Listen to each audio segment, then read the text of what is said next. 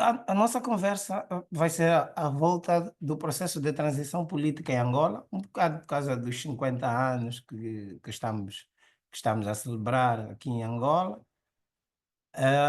e tem a ver com o tema de pesquisa que eu tenho estado a trabalhar desde o mestrado, que é o papel da imprensa na transição política em Angola, que é uma escolha que vem de fugir um bocado daquela regra de olhar para o processo de transição sempre a partir dos olhos dos movimentos de libertação nacional. Esse é um dos objetivos, porque a imprensa ela é em si um ator do próprio processo de transição, mesmo que depois tenha conotações políticas de cada um. Certo? Quando falo da imprensa, isso é extensível aos outros órgãos de comunicação social, mas também ela mostra outros atores. E hoje o objetivo da nossa conversa é vermos como é que dois atores importantes nesse processo, nomeadamente as publicações periódicas que existentes nesse período de transição, eh, e os militares que são um dos mais intervenientes nesse processo. Embora nós entendemos que a transição política, que no caso, para a independência de Angola, termina a 11 de novembro, ou seja, do ponto de vista formal, legal e institucional, nós entendemos que a transição na imprensa é muito mais extensiva, mas nós hoje nos vamos centrar só eh, no período da transição política e não da transição da imprensa, que eu defendo que ela se estende até 1978. Como eu disse, é um trabalho de investigação que começa no mestrado e depois na minha tese de doutoramento que defendi em 2002. E então, a, a ideia é discutirmos ou conversarmos sobre a questão da censura, como é que ela termina e como é que é a relação que se dá entre os militares e os órgãos e os jornais, né? Já que a nossa abordagem é só, no caso, sobre a imprensa. Imprensa do ponto de vista da produção escrita e não extensiva à, à rádio e à televisão, embora no nosso trabalho de doutoramento estes órgãos de comunicação social também fazem parte da análise. Né? Ora, dito isto, como a ideia é termos uma breve apresentação, breve, 30, 40 minutos, como foi indicado pela organização, para que haja espaço, então a ideia é não ter textos muito extensivos, né? É a dificuldade em resumir a tese em poucos slides, mas foi esse o objetivo. Então, nós aqui vamos trabalhar com a questão da censura. E a censura, embora os especialistas nos indiquem vários tipos de censura, nós aqui vamos operar com duas tipologias: a censura prévia e a censura a posterior. Não é? Embora, por exemplo, José Paquete, num estudo que eu considero muito bom sobre a questão da censura em Portugal, inclusive desde o 25 de Abril, o período mais posterior, nos indica outro tipo de censura, mas, como disse, nós aqui vamos operar com dois, que é a prévia e a posterior. Portanto, a prévia é aquela, como a própria palavra diz, se realiza antes de que a publicação seja feita. Não é? E, no caso, o censor, e esse é o tipo de censura que vigora até o 25 de abril, no caso, o censor recebe as publicações e decide sobre elas. Decide publicar sem mexer, que era muito raro, decide cortar uma palavra, decide cortar parte de um texto ou decide não publicar o texto. Pá. E a posterior é aquela que, como o próprio nome diz, o texto não é sujeito a uma análise prévia, o texto é publicado e depois a entidade responsável pela censura atua, ou seja, em função. Né? Embora, no período da ditadura, havia casos em que por uma falha, por ignorância, por alguma astúcia do jornalista, um texto pudesse passar e depois estava sujeito à censura posterior, quando as consequências desse texto tivessem sido publicadas. Então, olhamos nisso. Quem são os protagonistas desse processo de transição? São vários. Nós aqui resumimos os jornais, a rádio, a televisão, os jornalistas, as organizações políticas, os sindicatos, os militares, associações profissionais e estudantis, entre outros.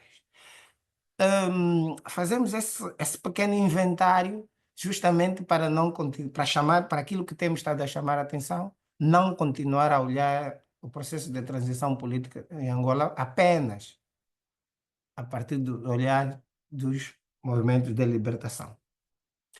E quem são esses militares? Ou seja, quem são esses militares que têm relação direta com os órgãos da imprensa? São os militares das Forças Armadas Portuguesas, que depois fica muito alicerçada depois do 25 de Abril no MFA, né? Que é o movimento das Forças Armadas, que conduz o processo, o golpe e depois o processo de transição em Portugal. A ELNA, que é o Exército de Libertação Nacional de Angola, afeta a FNLA, a EPLA barra FAPLA, portanto, EPLA, Exército Popular de Libertação de Angola, FAPLA, Forças Armadas Populares de Libertação de Angola, afeta já ao MPLA, e as FALAs, Forças Armadas de Libertação de Angola, afetas à UNITA. No caso daqui aparece EPLA, FAPLA, por quê? Porque a EPLA se transforma em FAPLA em 1 de agosto de 1974. Portanto, quando se dá o 25 de abril, ainda é EPLA, e a partir de agosto de 1974. Portanto, são esses o que nós consideramos os militares que estabelecem essa relação, não é? Quando nós falamos de transição política, no caso que já tínhamos explicado, é do 25 de abril de 74 a 11 de novembro de 1975. Portanto, rapidamente, nós temos o fim da ditadura em Portugal e o processo de transição que se segue. Depois, no caso de Angola, se instaura a discussão autonomia ou independência. Outro elemento importante é o fim da censura, que nós no nosso título colocamos a lei da rolha, que é assim que os jornalistas e muitos da época designavam a questão da censura, portanto, a rolha no sentido de portanto, quando a rolha é colocada na garrafa, né, não deixa respirar, né? A palavra lei da rolha tem essa, portanto, é nesse sentido figurado a lei da rolha, né? É esse como se designava a censura. E depois temos os vários acordos de cessar-fogo e acordos políticos, que nós não fizemos aqui o inventário todo, apenas colocamos essas questões. Como nós sabemos, foram assinados cessar-fogo entre as Forças Armadas Portuguesas e as FALAs, depois com a ELNA e depois com as FAPLA, no caso, né? Estamos a falar de junho, no caso das FALA, outubro,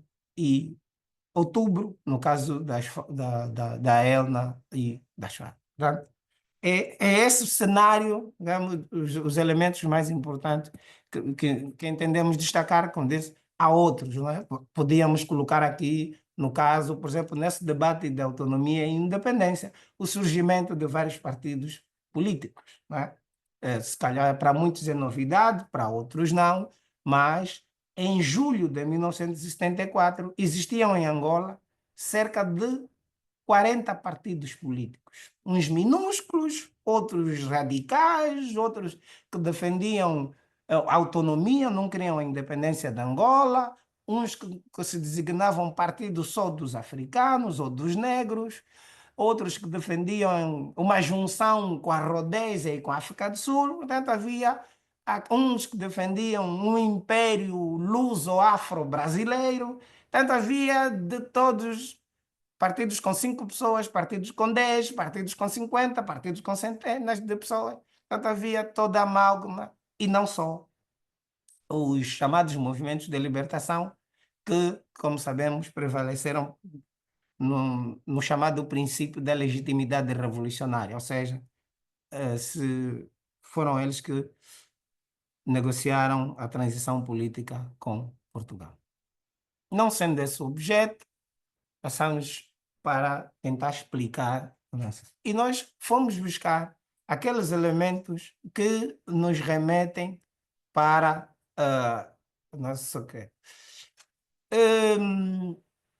A caracterização da imprensa, quando chegamos a abril de 74, da imprensa, e nós vamos falar no slide a seguir, que tipo de imprensa é que existia, mas fomos buscar um exemplo de como a política varia rapidamente, né? Em março de 64, quando em Angola se anuncia que havia saído o livro do general Spínola, Portugal e o Futuro, houve uma reação em Angola, não é? Como nós sabemos, o general Spínola e o general Costa Gomes acabaram por ser demitidos das Forças Armadas, e um jornal em Angola, o Planalto, que era um jornal publicado no centro, no então distrito do Ambo, sobre o jornal, foi buscar um título curioso, né? Há outros, nós só fomos buscar aqui um exemplo. Tem títulos que eu costumo dizer de verdadeira poesia demagógica, não é?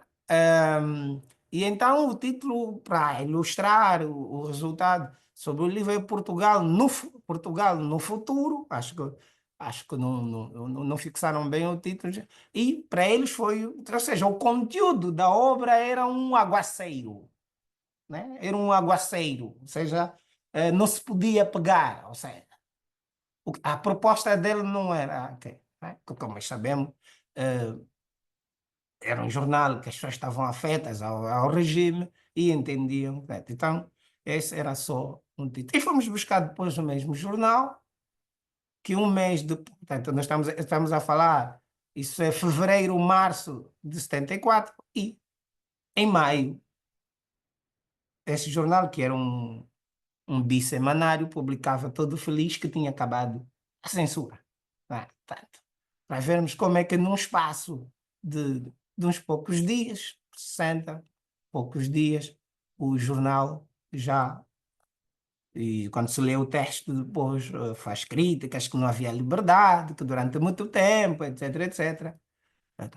Então, por que que fomos buscar esse? Por causa do militar, né? Se referia a um militar, no caso, ao general Spínola. Ora, dizíamos nós que tipo de imprensa que tínhamos em Angola, portanto, chegados ao 25 de abril e depois todo esse período da transição política. Nós temos uma que nós chamamos a velha imprensa, que era uma de dimensão provincial, embora nos textos e legalmente se dizia imprensa do tipo estatal, né? Porque com a reforma do início da década de 70, Angola e outras colônias tinham passado a categoria de Estado, né? Dentro do sistema colonial português. Então chamavam imprensa estatal no sentido de que, do ponto de vista da legislação, Angola tinha essa condição de Estado, embora sabemos que era mais uma reforma meramente cosmética do que. Portanto, a província de Angola, que publicava cerca de 45 mil exemplares por dia, 15 delegações. O Diário de Luanda, que publicava cerca de 12 mil exemplares por dia, cerca de 9 delegações. Notícia, que era um semanário de circulação, não conseguimos apurar a quantidade de exemplares, mas tinha circulação a nível de toda a colônia de Angola. Depois havia aqueles jornais publicados fora de Luanda, mas que tinham também circulação, embora não tivessem, quer do ponto de vista da cobertura jornalística, quer do ponto de vista da circulação, a mesma capacidade dos dois diários mencionados anteriormente, no caso, a província de Angola. Portanto, a província de Angola era um jornal privado, surgido, criado em 1923, pelo setor econômico e industrial de Luanda da época. Nessa altura era dirigido pela família da Costa Freitas. E o Diário de Luanda era um jornal juridicamente era propriedade da Gráfica de Portugal, mas que politicamente todos os textos, todos os comentários da época associam que tinha controle direto da União Nacional, que era o partido da situação. Tá? Pois, como dizia, depois tinha outro jornal, o Lubito, que era um diário, o Jornal de Benguela, que era um bissemanário, o Planalto, que era um bissemanário no AMO, Jornal do Congo, no IJ, Notícias da Huila, na Huila, Ecos do Norte e Angola Norte em Malange. Portanto, esses dois também eram bissemanários, e havia outros, o Apostolado. Ok. Ora, com o 25 de Abril e depois com o andar do tempo vão surgir outras. Por exemplo, vai surgir a revista Angola, que era um jornal da Liga Nacional Africana, que tinha desaparecido no final dos anos 60. E surgiu o Angolense, que herda as instalações do Tribuna dos Mosseques. Tribuna dos Mosseques era um jornal associado à PIDE. O Angolense vai herdar as instalações, vai surgir em setembro de 74. É o que nós chamamos, porque nós aqui chamamos a imprensa comprometida, ou seja, eram jornais politicamente comprometidos. Quer a revista Angola, quer o jornal angolense, politicamente estavam alinhados com o MPLA. Daí nós designarmos de imprensa comprometida, ou seja, pela pela assunção política que faziam, embora não pertencessem diretamente à questão política. Depois havia uma imprensa, que nós chamamos de imprensa doutrinária, Jornal Operário, Luta do Povo, que vêm, que são jornais ainda produzidos quase de forma semi-clandestina. Noutros casos, usavam máquinas tensas para a reprodução, por isso é que tecnicamente eram precários, e eram basicamente para divulgar doutrinas, operário, incentivar greves, ideários políticos, etc, etc. E, nesse conjunto, outra imprensa relevante será a imprensa dos próprios movimentos de libertação, que é a imprensa partidária, no caso. Liberdade de Terra, da FNLA, a Vitória Certa, do MPLA e Kwacha, da UNITA. Aqui explicar que durante o processo da luta de libertação, essas organizações sempre tiveram as suas publicações, que foram mudando de nome, né? Com vários nomes, mas como são períodos anteriores, não trouxemos aqui o histórico desse.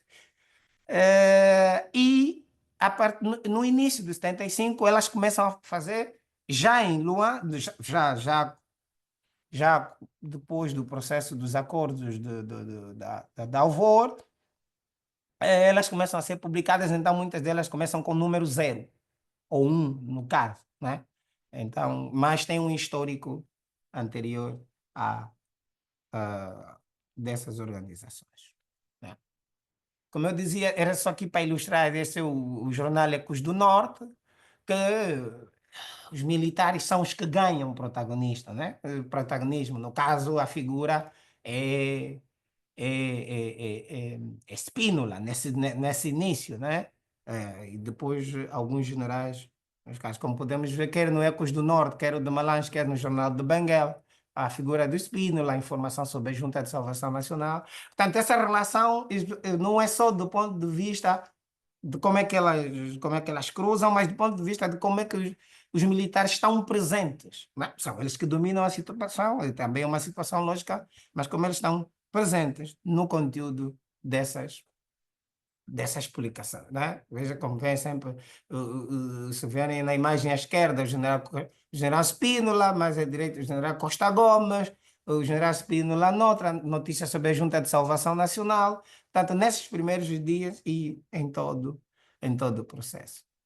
Depois, à medida que o jornal que a população avança, vão aparecer os líderes guerrilheiros. Portanto, nós aqui os consideramos também como militares, porque são eles os comandantes das respectivas guerrilhas, não é?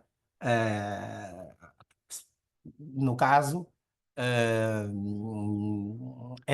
o que está à esquerda é uma notícia do jornal A Notícia, né? De como são esses militares ou comandantes das guerrilhas, Gelna, Fábula e fala que são os destaques. Na verdade, essa era uma notícia em que, na verdade, é um cartaz que saiu numa manifestação e que o jornal foi capturar para reclamar a questão da unidade dos movimentos de libertação.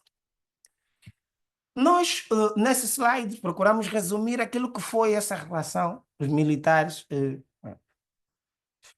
Primeiro, do ponto de vista institucional.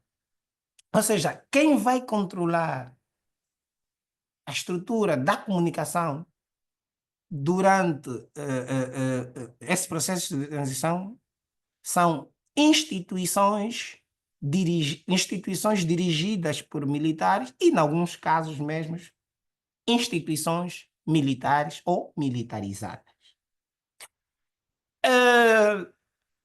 Depois do 25 de Abril, é nomeado o general Silvino Silvério Marques, como vem um militar, general Silvino Silvério Marques, como governador de Angola. Tem um governo efêmero, junho e julho, não vale a pena entrarmos aqui em muito detalhe sobre o seu governo, e pela primeira vez é criada uma estrutura no governo, que é a Secretaria de Comunicação e Turismo. É que antes do 25 de Abril existia o CITA, que era o Centro de Informação e Turismo de Angola. Não existia que era controlada pelo governo, mas o CITA era uma estrutura, portanto vamos pensar, um instituto, porque publicava livros, fazia investigação, fazia outras coisas, e é que controlava os órgãos de comunicação social, juntamente com a estrutura da censura, claro. E quem é nomeado para controlar o secretário de Comunicação e Turismo do governo? Um militar, Maris Fernandes, que tinha tido um cargo em Portugal antes de vir para Angola e fica. Quais são as medidas mais relevantes? É no tempo dessa estrutura governativa e entra em função a comissão da ADOC, vamos falar da comissão ADOC um bocado mais lá para frente, e vai fazer, por exemplo, mudanças na direção do Diário de Luanda e vai aplicar multas a alguns jornais. Nós não fizemos aqui um inventário das multas, que passam às dezenas, não é? Não trouxemos aqui, mas isso aqui é relevante. Então, são um governador que é militar, que é o chefe do governo, e na estrutura do governo tem um militar que é quem controla a informação. Tá? E depois tem a estrutura, comissão ad hoc, que é criada em Portugal por um decreto-lei e depois por uma portaria, no caso de Angola, ela é extensiva. Não, ela depois vai ser extensiva às colónias, há um decreto que fixa extensiva às colónias, no caso de Angola vai haver uma portaria própria. O que é que significava a comissão ad hoc?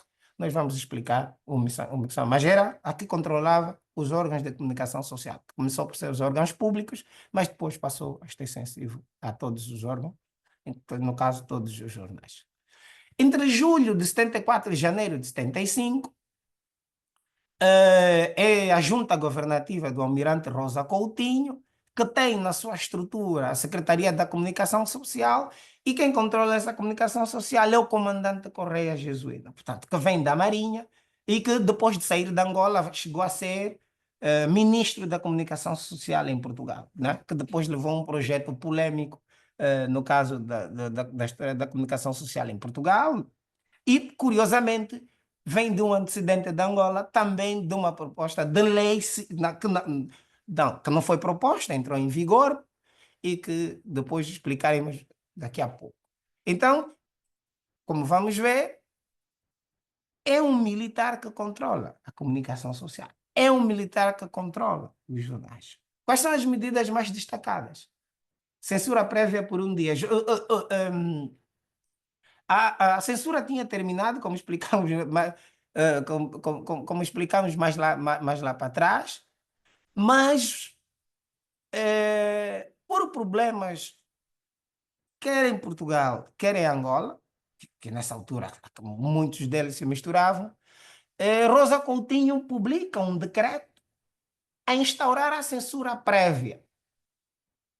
Mas no dia seguinte, isso é em setembro, mas no dia seguinte ele publica um decreto anula a decisão anterior. Portanto, por um dia, inclusive isso fez com que o general Silva Cardoso, que vai, no seu livro Angola, Anatomia de uma Tragédia, critique ehm, Angola, Anatomia de uma Tragédia, que é sobre o processo de transição, faz referência explícita a essa, ia dizer como Rosa Coutinho que ia controlar e voltou a instaurar a censura prévia. Portanto, censura prévia por um dia, né? Portanto, foi uma das medidas. Aplicação de multas e aprovação da lei de imprensa polêmica. Portanto, são várias as multas. Essas multas, elas estão contempladas no tal decreto que cria a comissão ad hoc, já vamos, quando nós falamos da comissão ad hoc, e elas vão desde multas à suspensão. Tá?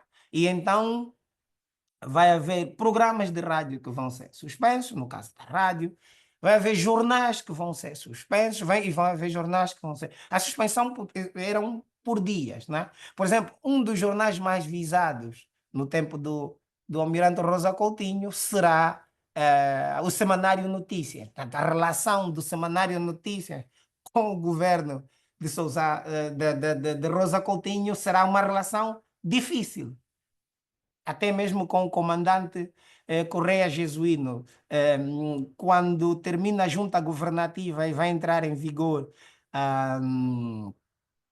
o governo de transição, quer o Notícias, quer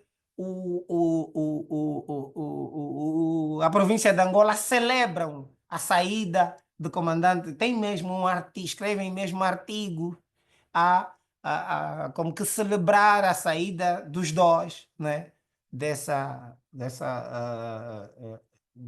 Da gestão de Angola, no caso, né? Já que depois entrou outra estrutura governativa. A lei da imprensa, que está publicada em janeiro, no Boletim Oficial de Angola, gerou uma polêmica enorme. O sindicato dos jornalistas não aceitou, o sindicato não aceitou, só que o sindicato, do ponto de vista quantitativo, era minoritário. Era minoritário, muitos que trabalhavam nos órgãos de comunicação social, no geral, e não se reviam no sindicato. Então acabou por haver um grupo que não apoiou o sindicato, embora o sindicato tenha protestado e outros órgãos de comunicação social tenham protestado. E o curioso, e haverá um dia algum jurista que nos vai explicar, essa lei nunca foi revogada. Portanto, Sousa Coutinho não revogou a lei. O governo que veio depois não revogou a lei. Angola se tornou independente. Essa lei nunca foi revogada. Angola nunca teve uma lei de imprensa. Portanto, a primeira lei de imprensa de Angola vai ser criada na década de 90. E eu gostava um dia de perceber se, ao facto de não ter sido revogada, se legalmente essa lei não vigorou. Ou seja, se durante o tempo todo do monopólio do Estado, do Partido Único em Angola, que começa a configurar a Rádio Classe, legalmente, eventualmente um jurista vai nos ajudar a perceber, porque nunca foi revogado. Não sei se havia um dispositivo constitucional que anulava outras leis, mas acredito que é um bocado difícil, porque, por exemplo, o Código do Processo Penal em Angola, até os anos 2000, era do século XIX, em Portugal. Né? É curioso que essa lei. E então, que permitia. A outra estrutura que vai existir, e sempre da presença dos militares e que controla a imprensa, é o governo de transição, que, como você sabe, tinha uma estrutura que era a figura do alto comissário, indicado por Portugal, que era o general Silva Cardoso, e depois vai, por um lapso aqui, esqueci de mencionar o almirante que vai substituir, peço desculpas. Aqui no governo e depois vai haver no governo de transição, aí sim temos um ministro da informação que é civil, que é um jurista, no caso, Manuel Rui Monteiro, que, como sabemos, o governo de transição era composto pelos movimentos de libertação e por Portugal, e que em alguns ministérios havia uma tripla representação, né? No caso do Ministério da Informação, o ministro Manuel Rui Monteiro tinha sido indicado pelo MPLA. É importante, essa escolha também não é uma escolha que eu diria casual. Por quê? Porque em dezembro, novembro, dezembro de 74, no processo de reestruturação do CITA, Manuel Rui Monteiro é designado diretor do CITA. Portanto, antes de ser ministro da Informação no governo de transição, ele tem 2 meses de gestão do CITA, que depende do Ministério, que depende da Secretaria da Comunicação Social, que, de, que é que tem como secretário o comandante Correia Jesuíno. A mim não me parece casual que o MPLA o tenha indicado como ministro da Informação. Depois tem os representantes da UNITA, no caso Jacajamba e Henrique Valnet. Nessa estrutura que controla a informação em Angola, está também a Comissão Nacional de Defesa. O que é a Comissão Nacional de Defesa? É uma estrutura onde estão os militares portugueses, os militares de alto nível, os militares portugueses, os militares de alto nível dos movimentos de libertação, no caso. Ou seja, são os militares das 4 instituições que nós mencionamos no início da nossa apresentação que vão ter influência na gestão da comunicação social, nomeadamente. Por quê? E já vamos entender. Porque a Comissão Nacional de Defesa, entre as suas medidas, como nós vamos ver, visita os jornais, né? O ministro visita os jornais, visita os órgãos de comunicação social. Vai haver suspensão dos jornais, por exemplo, o jornal Notícia, a revista Notícia, no caso o semanário Notícia, que vai ser não só suspenso, como encerrado. Isso ocorre em março de 75, já nas trifulcas dos movimentos de libertação nacional. Vão ser expulsos jornalistas, portanto, pois alguns vão ser acusados de pertencerem à direita ou à extrema-direita em Portugal, e como alguns deles não eram naturais de Angola, foi motivo para serem expulsos de Angola. Não fazem com pessoas que tinham nascido em Angola, mas essas pessoas, no caso, o jornal Notícias, o seu diretor vai ser expulso de Angola e o jornal vai ser encerrado. Tá? E são mesmo. E é a Comissão Nacional de Defesa que decide isso, né? Portanto, conjuntamente com o Ministério. E se está, e mais uma vez, uma divisão no seio da imprensa. Jornalistas há, como da província de Angola, que discordam dessa decisão, mas o angolense apoia essa decisão, a revista Angola apoia essa decisão, né, que é a decisão dos militares. E nessa estrutura havia uma Comissão Nacional para os Meios de Comunicação Social, que também era gerida pelos movimentos de libertação, que podiam também aplicar. Então há censura aos jornais, o controle das instalações dos jornais. Para terem uma ideia, quem controlava as instalações do jornal A Província de Angola eram os militares do ELNA. Por quê? Porque há uma altura em que a província de Angola é próxima da FNLA, e isso vê-se a partir de março, quando António Correia de Freitas regressa para Angola para gerir o jornal, e o jornal, tal como havia outros órgãos de comunicação social próximo ao MPLA e próximo à UNITA, a província de Angola fica próximo do que. E então controla, e inclusive é uma notícia, como é que ele se chama? O ministro vai visitar a província de Angola, visita vários órgãos, entre eles a Rádio Eclésia e o Jornal do Estado, vai visitar e pergunta por que eram militares que estavam a controlar. No caso, os militares da ELNA, não era uma pergunta inocente, e ele sabia por que estava a fazer essa pergunta.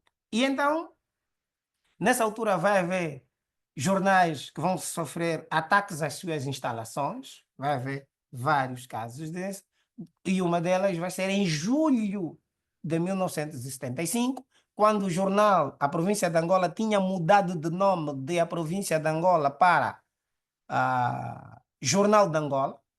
O último número da província de Angola é de 31 de julho, 30 de junho de 1975 e o primeiro número com o nome Jornal de Angola é de 1 de julho de 75. Depois, decisão do próprio jornal. E no dia 18, 19 de julho, rebenta uma bomba nas instalações do Jornal de Angola, quando já havia confrontos em Luanda. Portanto, rebentar uma bomba era uma ação dos militares. Nós vemos nesse campo. E das últimas ações será o controle da linha editorial do jornal, ou seja, dos jornais, no caso. À medida que há o controle das cidades por cada um dos movimentos de libertação, eles vão procurar controlar os órgãos de comunicação social. Rádio, a luta vai ser sempre as rádios, não é? Mas sobre os jornais também. Então, elas, até novembro de 1975, os jornais vão mudar. Por exemplo, em agosto de 74, vê-se claramente que o Diário de Luanda se vai alinhar ao MPLA. A província de Angola, no caso, já é Jornal de Angola. Hesita, mas entre outubro e novembro se vai encontrar. Então, é este o modelo de controle. Nós tínhamos falado, peço desculpas aqui pelo recuo, a comissão ad hoc, muitas das coisas eu já adiantei, a comissão ad hoc, que era formada por militares, isso funcionava em Portugal e funcionava em Angola, será responsável pela aplicação das multas no modelo de censura posterior. Né? E essas sanções eram monetárias, que podiam ir até 500 mil escudos, e suspensões de publicação. E as duas medidas foram aplicadas em vários casos e com vários órgãos. Aconteceu com o Angolense, aconteceu com a província de Angola, aconteceu com notícias e aconteceu com os jornais publicados fora. Portanto, os militares responsáveis pelo controle do que se publicava nos jornais. Mas era uma época, vale a pena destacar aqui, é uma época que os jornalistas todos, e tive a oportunidade de entrevistar alguns, de ler textos de outros, e diziam que foi a época de maior liberdade. Portanto, é a época que publicaram mais. Se calhar também por isso que levaram mais multas, né? Deve ser também por isso. Portanto, era a época dessa euforia, 25 de Abril, fim da ditadura, ideia da independência em Angola, mas também os órgãos de comunicação social no seu todo eram foco porque quer as autoridades portuguesas, quer os movimentos de libertação tinham noção de que controlar a informação era um elemento-chave para as suas propostas políticas, para os seus desígnios políticos. Já dissemos aqui que os militares são as figuras de destaque, se fazem de todo tipo, como viram cartazes ali, há imagens de Spínola rodeada de crianças com cravos, portanto há de todo tipo, há artigos, há caricaturas, como eu disse, inclusive o jornal Ecos do Norte, em Malém, chegou a declarar que no início da Revolução nós estávamos a viver a era Spínola, estávamos no ano zero da era Spínola, né? Isso foi antes de setembro de 74, tá para ver? Como Spínola tinha passado de publicar uma obra que era um aguaceiro, né? Na perspectiva do jornal O Planalto, para publicar agora a sua obra era considerada a Bíblia da transição. Se usa mesmo essa expressão, a Bíblia. Portanto, Portugal no futuro é a Bíblia para a transição política em Portugal e nas colônias. Tá? E estava-se a viver o tal ano zero. Assim, do ponto de vista trouxe aqui algumas imagens para ilustrar essa, essa aplicação das multas. Por exemplo, esse é o Angolense, que é um jornal próximo ao MPLA, o tal comprometido, como dizia eu, jornal comprometido, foi multado. Acho que agora não fixei aqui o valor, acho que eram 5 mil escudos ou alguma coisa assim parecida, mas isso é só a título de exemplos. Há vários jornais que foram multados. Ou o mesmo jornal, como eu disse, o Notícia 3, 4 vezes, o jornal, a província de Angola 3 vezes, acho mais ou menos aqui. E o exemplo que eu falava é o jornal Notícias, né? Como podem ler aqui, lembra o que eu disse? Comunicado da Comissão Nacional de Defesa e do Ministério da Informação. Lembram-se que eu falei que havia a Comissão Nacional de Defesa. A Comissão Nacional de Defesa, para nós termos ideia de como interferia diretamente no conteúdo que publicavam, chegou a anunciar, chegou a decretar, anunciar não, chegou a decretar que sob os confrontos que havia entre os movimentos de libertação, os órgãos de comunicação social no seu todo, no caso particular, os jornais, só podiam publicar comunicados oficiais.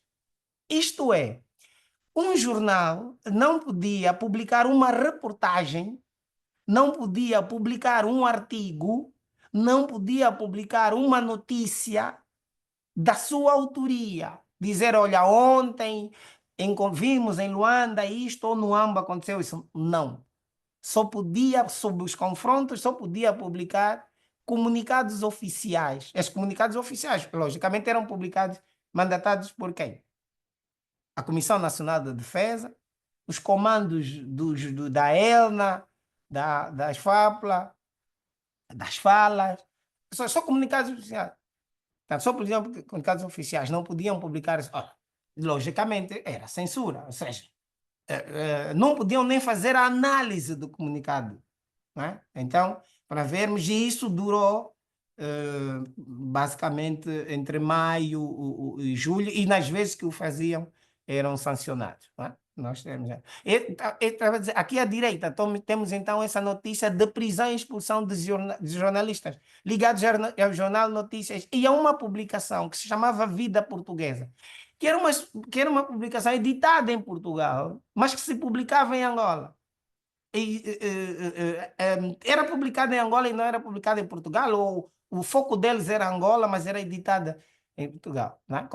Como podem ver, o comunicado da parte, como podem ver, está assinado pelo general Silva Cardoso, que era o presidente da Comissão Nacional de Defesa, enquanto alto comissário. E que podem ver ao lado, tem a suspensão imediata de notícia, né? Então, assim, de forma para concluir, há essa relação, há essa questão de que se vive esse período de liberdade, claro, fruto da censura prévia que havia desaparecido, a aparição de novos jornais, mas o clima de transição política, quer em Portugal, quer em Angola, em que os atores criam para si o controle da comunicação social, colocou os órgãos de comunicação social no foco, nomeadamente os jornais, naqueles casos em que podiam controlar se eram publicadas notícias favoráveis a si, e nos casos em que não podiam controlar,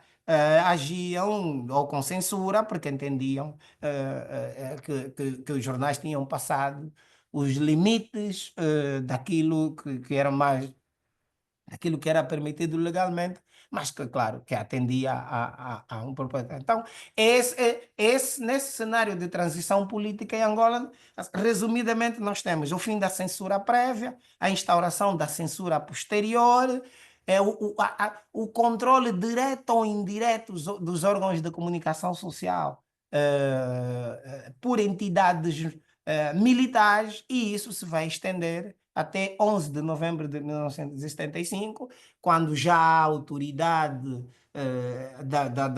do novo Estado da República Popular de Angola, que vai criar o Ministério da Informação, e o modelo de gestão será do ponto de vista do governo e não militar, portanto, governo monopartidário.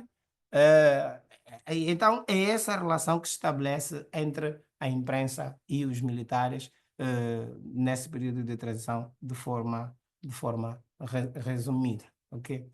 Portanto, muito obrigado, espero não me ter alongado e que tenha sido útil.